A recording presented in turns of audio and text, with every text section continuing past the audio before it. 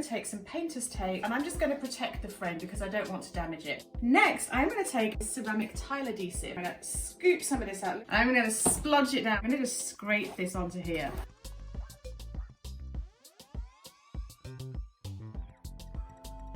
So now I've completed adding all of my tile adhesive to the entire canvas. Next, I am going to be getting my ruler, and look at that, it happens to be the exact same width as this, and I am going to just be making lumps. What we're doing is we're just creating a texture, and it's kind of a sticky texture. So what am I going to do? I am just going to pour away with the glitter now.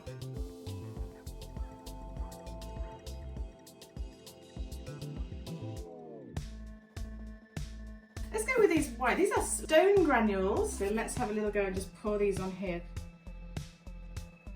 And I am just going to pick up this, and I've got this piece of paper that I put underneath, and it's going to catch any bits and creates this really beautiful waterfall effect. So there we've got this lovely waterfall effect, and I'm going to go back to my champagne gold glitter here. I'm just going to fill this in. Here we go. Let's watch our glitter just gently coming down in that waterfall effect.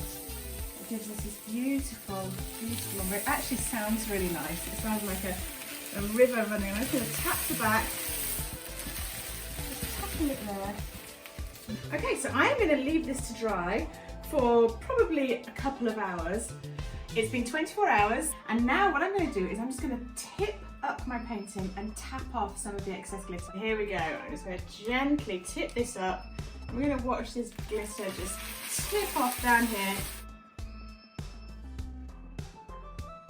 And I'm bringing out my Common Garden standard hairspray. Why am I going to do this? Because the hairspray will get the glitter to stick to here.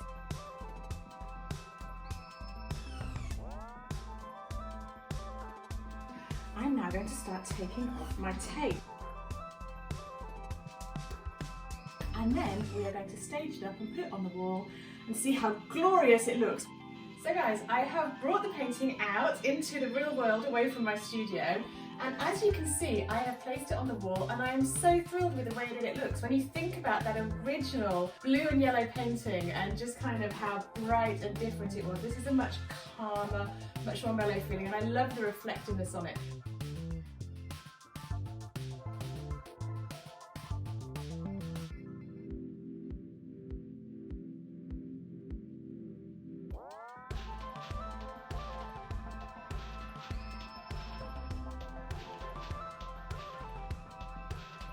I really enjoyed making it for you, and home talkers, keep on doing those DIYs. Here's a top trick for you guys that you might not know.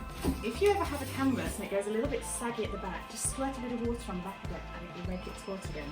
And I'm going to show you just how I'm going to create and put back this glitter into a container. We don't want to waste it. This is Home Talk. We don't waste things, we repurpose things. And we create new and exciting projects with things that we've used in the past. And I just take the lid off this. And I know it's going to have some silver and some white in it, but that's absolutely fine. It's glitter after all. Here we go. Glitter is going back in its container for minimum mess and minimum bits of glitter around the house. There we go.